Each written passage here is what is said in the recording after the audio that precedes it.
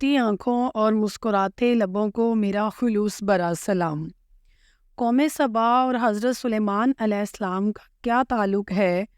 ایک ادنا سی مخلوق چوہے نے کیسے قوم سبا کی سلطنت پلٹ کر رکھ دی؟ قوم سبا وہ قوم تھی جس پر اللہ تعالیٰ نے اپنے انعامات کی خوب بارش کی، مگر ان سے ایسی کون سی خطا سرزد ہو گئی تھی کہ ایک چھوٹے سے چوہے کی وجہ سے پوری قوم تباہ و برباد ہو گئی۔ اللہ تعالیٰ نے اپنی آخری کتاب قرآن مجید میں مختلف سبق آموز قصوں میں قوموں کی سرکشی، کفر و بت پرستی اور ان کے بدترین انجام کو بڑی تفصیل سے بیان کیا ہے۔ یہ تمام سبق آموز کہانیاں اہل کتاب اور باقی لوگوں کے لیے کھلی نشانیاں ہیں۔ ان میں سے ایک قصہ قوم سبا کا بھی ہے۔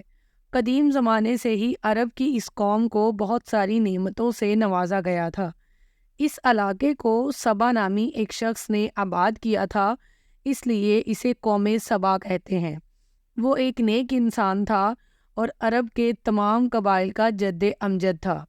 ملکہ سبا، جسے ملکہ بلقیس بھی کہا جاتا ہے، ان کا تعلق بھی اسی شہر سے تھا۔ ایک زمانے میں قوم سبا کی سلطنت اتنی طاقتور ہو گئی تھی کہ اس کا چرچا شام، عراق، مصر اور ہند تک کے علاقوں میں ہونے لگا۔ یہ اس قوم کا حسین ترین عروج تھا۔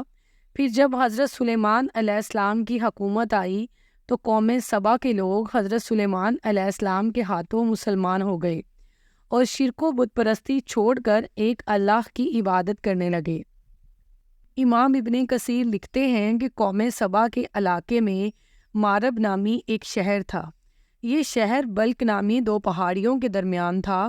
پہاڑوں کے پانی کا رخ بستی کی طرف ہونے کی وجہ سے آئے روز شہر سیلاب کی زد میں آ جاتا، لہٰذا ملکہ بلقیس سے مشاورت کے بعد اس شہر کے بادشاہوں نے دو پہاڑوں کے درمیان ایک بند تعمیر کیا، جو سیلاب کی روک تھام میں کارآمد ثابت ہوا۔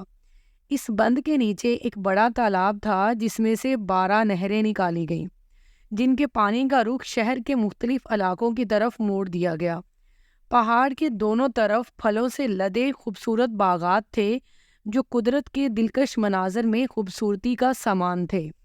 دور دراز تک پھیلے خوبصورت باغات کا سلسلہ دیکھ کر یوں لگتا تھا کہ جیسے یہ ایک خوابوں کا شہر ہے۔ مورخین لکھتے ہیں کہ حضرت سلیمان علیہ السلام کے ساتھ ملکہ سبا کا رشتہ ہو جانے کے بعد یہ قوم ایک لمبے عرصے تک توحید کی راہ پر گامزن رہی، مگر بعد میں ان لوگوں میں کفر و بت پرستی اور سرکشی عام ہونے لگی۔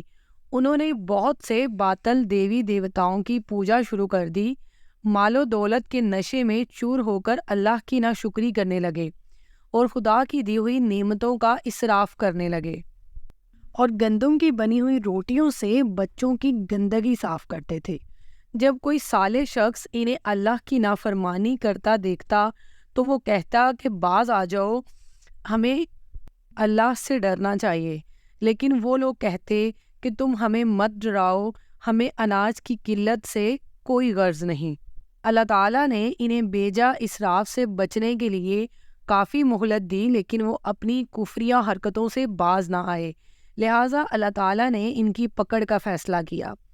اس جرم کے پاداش میں اللہ نے ان پر چوہوں کا عذاب مسلط کر دیا۔ چوہوں نے ان کے عظیم ڈیم کا رخ کیا اور اپنے باریک اور نوکیلے دانتوں کی مدد سے ڈیم کے بند توڑ ڈالے، جس کی وجہ سے پانی کا بہاؤ بستی سبا کی طرف موڑ دیا گیا، جس میں ان کا اناج، باغات، فصلیں اور مال مویشی سب بہہ گئے، اور ساتھ ساتھ قوم سبا کے لوگ بھی تباہ و برباد ہو گئے۔ اس طرح ان کی نادانی اور سرکشی کی وجہ سے اللہ تعالیٰ کے غضب نے ان کو تباہ و برباد کر دیا، اور یوں زوال ان کا مقدر بن گیا۔